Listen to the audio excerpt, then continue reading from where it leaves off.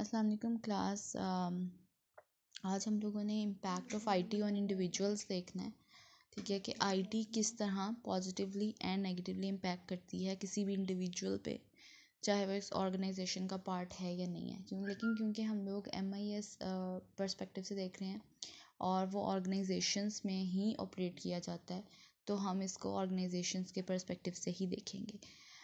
जब क्लास में डिस्कशन हुई थी हमारी पहले भी, तो हम लोगों ने चीज़ देखी थी कि दो तरह, मतलब ऑर्गेनाइजेशन को दो तरह के इन्वायरमेंट्स अफेक्ट कर रहे होते हैं, एक एक्सटर्नल इन्वायरमेंट और एक इंटरनल इन्वायरमेंट। तो जो आपका एक्सटर्नल इन्वायरमेंट होता है, किसी न किसी तरह उसमें भी इंडिविजुअल इन्वॉल्व होते हैं। वो एक अलग बात है कि वो इंडिविजुअल्स आपस में मिलकर एज अ होल एक टीम की तरह रिएक्ट करते हैं और वो आपकी पूरी ऑर्गेनाइजेशन बना रहे होते हैं या एक सोसाइटी को जनरेट कर रहे होते हैं। ये इंडिविजुअल लेवल पे भी उनका इन्फ्लुएंस होता है ऑर्गेनाइजेशन के ऊपर। अगर किसी प्लेयर की या किसी सप्लायर की मोनोपली है, तो वो एक इंडिविजुअल तौर पे रिएक्ट कर रहा होता है ऑर्गेनाइजेशन के साथ। अगर उसको स्किल नहीं है, आईटी नॉलेज नहीं है उसे, तो वो सही से अपनी बात को कम्युनिकेट नहीं कर सकता। और अगर वो अपनी बात सही से कम्युनिकेट नहीं कर रहा, तो उससे बहुत सारी पार्टीज जो एक ऑर्गेनाइजेशन में काम कर रही हैं, बहुत सारे इंडिविजुअल्स जो एक ऑर्गेनाइजेशन में वर्क कर रहे हैं, वो उससे इन्फ्लुएंस होते हैं।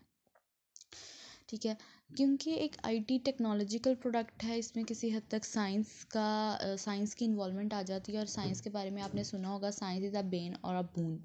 ठीक है, साइंस इज़ अ बून और अ बेन, मतलब दोनों तरीके से हम इसको बोल सकते हैं कि साइंस के आने से कुछ पॉजिटिव इम्पैक्ट्स भी क्रिएट हुए हैं और कुछ नेगेटिव इम्पैक्ट्स भी क्रिएट हुए हैं। यहाँ पर उन्होंने बात की है कि जो किसी एक, अगर कोई आईटी आपको एक तरह से बेनिफिट पहुंचा रही है, तो दूसरी तरह से वो नुकसानदेह भी है।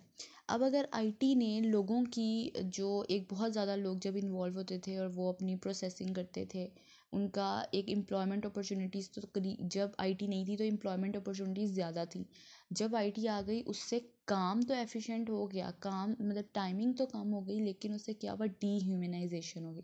मतलब लोगों की जो ज़रूरत थी वो रिप्लेस कर दी कंप्यूटर्स ने। वही मतलब हम लोगों ने बहुत दफ़ा ये चीज़ डिस्कस किया कि जो काम 1000 लोग कर रहे थे, वो अब 100 लोग कर रहे हैं या 50 लोग कर रहे हैं। तो ये डीह्यूमनाइजेशन का प्रोसेस है कि इसमें लॉस ऑफ आइडेंटिटी है, और आप बिकॉज ऑफ कंप्यूटराइजेशन। और क्या होता है इसमें कि कंप्यूटर ने रिड्यूस कर दिया और एलिमिनेट कर दिया ह्यूमन एलिमेंट को। ठीक है, और उसकी वजह से बहुत सारे साइकोलॉजिकल इश्यूज क्रिएट हो रहे हैं, लोगों के पास जॉब्स नहीं है, अनएम्प्लॉयमेंट जनरेट हो रही है। ठीक है, ऊपर से जब आपके साथ इसमें इंटरनेट भी इन्वॉल्व हो गया, तो इंटरनेट ने क्या किया, इंटरनेट ने और काम को आसान कर दिया। पहले फॉर इंस्टेंस अगर रिसर्च होती थी, तो आपको इंडिविजुअली लोगों को हायर करना पड़ता था कि जाएं और इन्फॉर्मेशन कलेक्ट करके लाएं। अब आपके पास डिजिटल लाइब्रेरीज़ हैं, आप इंटरनेट कनेक्ट करते हैं और बिकॉज ऑफ आईटी, और वहाँ से आप अपनी डिज़ायर्ड इन्फॉर्मेशन कलेक्ट कर लेते हैं। तो वहाँ पे भी लोगों को इश्यूज आए या डीह्यूमनाइजेशन का प्रोसेस हुआ, और उससे साइकोलॉजिकल इम्पैक्ट जनरेट होते हैं। ठीक है, काम जो है वो ज़्यादा प्रोडक्टिव हो गया है, ज़्यादा फ्लेक्सिबल हो गया है। ठीक है, पर्सनलाइज्ड हो गया है। और बेशक इसमें पीपल ओरिएंटेड और यूज़र फ्रेंडली अप्रोच भी इस्तेमाल की जा रही है, लेकिन एक तरह ये पीपल ओरिएंटेड नहीं है और ये यूज़र फ्रेंडली नहीं है इन अनदर पर्सपेक्टिव, कि इससे लोगों के फाइनेंशियल्स पे फ़र्क आया या इकोनॉमिकल इश्यूज जनरेट हुए हैं ज़्यादा। ठीक है, internet threatens to have an even more isolating influence than has been created by television. वो कह रहे हैं कि जब टेलीविज़न आया था ना, तब भी लोगों ने जो सोशल उनका आपस में इम्पैक्ट था, उसको कम कर दिया था। जो सोशल जो वैल्यूज़ थी वो कम हो गई थी, लोगों ने मिलना जुलना छोड़ दिया था, वो टीवी में मसरूफ़ रहते थे, ड्रामाज में मसरूफ़ रहते थे। पहले जो इंटरटेनमेंट थी वो लोगों की आपस में ग्रीटिंग्स थी, मिलना जुलना था। लेकिन जब टीवी आया, तो उसने इस चीज़ को रिप्लेस कर दिया। लोग अपने घरों में किसी हद तक रहना शुरू हो गए। कोई भी चीज़ आती है तो उसका चेंज अचानक से नहीं होता, ग्रेजुअली होता है। ठीक है, तो पहले इतना ज़्यादा नहीं हुआ। फिर उसके बाद जब इंटरनेट आ गया, तो बिल्कुल ही आइसोलेशन हो गई। वो कह रहे हैं कि इसने टीवी से भी ज़्यादा आइसोलेशन क्रिएट की।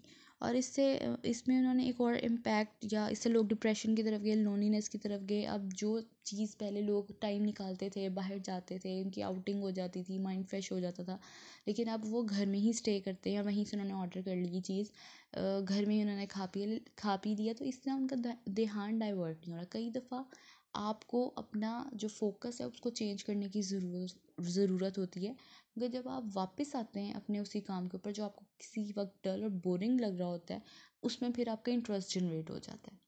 ठीक है, हम रेस्ट, अगर हम लोग पढ़ रहे हैं, हमारा पेपर है, हम उसमें रेस्ट इसीलिए करते हैं ताकि हम लोग किसी और तरफ ध्यान दें, और थोड़ी देर बाद हमारा जो इंटरेस्ट है वो थोड़ा सा ज़्यादा हो जाएगा।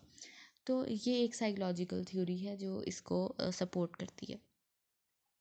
ठीक है, लेकिन क्या है कि कुछ लोग इस तरह डिप्रेशन में चले जाते हैं। फिर उसके बाद डिस्टेंस लर्निंग की बात हुई है कि कुछ एरियाज़ में, कुछ मुल्कों में जो है डिस्टेंस लर्निंग को इफ़ेक्टिव कंसिडर किया जा रहा है, क्योंकि यहाँ पर क्या होता है कि आईटी के थ्रू बच्चे घर बैठ के पढ़ रहे हैं, लेकिन इससे क्या नुकसान होता है कि वो आइसोलेट रहना ही पसंद करते हैं, वो प्रैक्टिकल या प्रोफेशनल वर्ल्ड में आकर अच्छा परफॉर्म नहीं कर सकते या नहीं कर पाते। तो ये कुछ साइकोलॉजिकल इम्पैक्ट्स हैं जो जनरेट होते हैं। फिर इसमें इंफॉर्मेशन एंग्जाइटी जनरेट होती है, क्योंकि बहुत ज़्यादा इंफॉर्मेशन आपके पास होती है, उसमें से बेस्ट अवेलेबल इंफॉर्मेशन को यूज़ करना और अप टू डेट इंफॉर्मेशन को जनरेट करना और कंप्लीट इंफॉर्मेशन को लेना थोड़ा मुश्किल हो जाता है बहुत ज़्यादा, क्योंकि इंफॉर्मेशन ऑनलाइन रिसोर्सेज बहुत ज़्यादा हैं।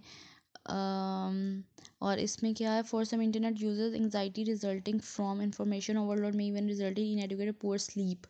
ठीक है, बहुत ज़्यादा इंफॉर्मेशन की वजह से उनका क्या, आपकी स्लीप वगैरह पे भी इफ़ेक्ट होता है। नेक्स्ट हम लोग चले जाते हैं जॉब स्ट्रेस। जॉब स्ट्रेस इससे जनरेट हुआ क्योंकि वर्कलोड बहुत बढ़ जाता है और रिस्पॉन्सिबिलिटीज़, क्योंकि अब कंपटीशन है ना, हर किसी ने बेस्ट चीज़ सामने लेकर आनी है, बेस्ट वर्किंग करनी है, चाहे आपकी टेक्नोलॉजी अपडेट हो जाए, चाहे आपके पास इतना वेल सफिशेंट और स्पेशलाइज्ड स्टाफ है या नहीं है, आपको उनको प्रोफिशेंट बनाना है इन कंप्यूटर्स।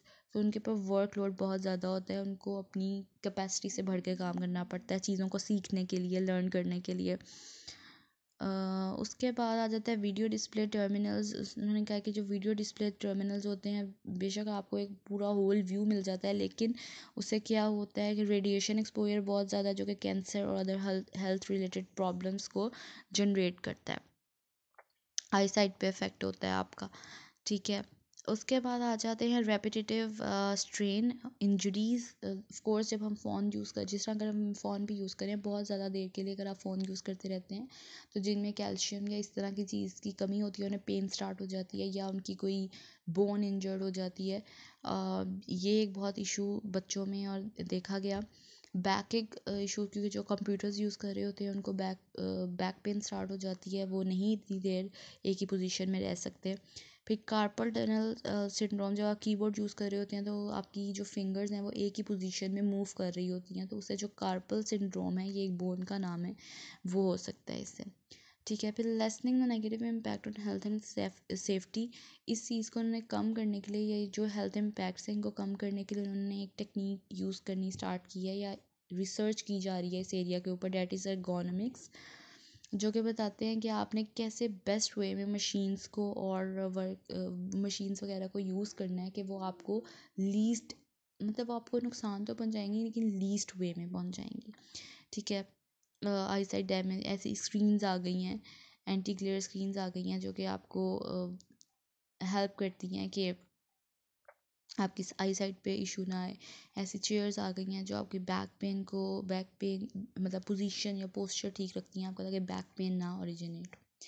ठीक है, इसके बाद ये तो एक मतलब ज़्यादा नेगेटिव उसमें इम्पैक्ट में उन्होंने बात की। अगर आप पॉजिटिवली भी इसको देखें तो आईटी आपके काम को बेसिकली आसान ही बना रहा है, और वो आसान बना रहा है, और उसके अलावा लोगों को जो है फैसिलिटेट कर रहा है in understanding the outer environment, comparative environment को ओरिजिनेट कर रहा है। ठीक है, इसको हम यहीं पे कंटिन्यू करते हैं। नेक्स्ट क्लास में हम लोग impact of IT on society और ऑर्गेनाइजेशन देखेंगे।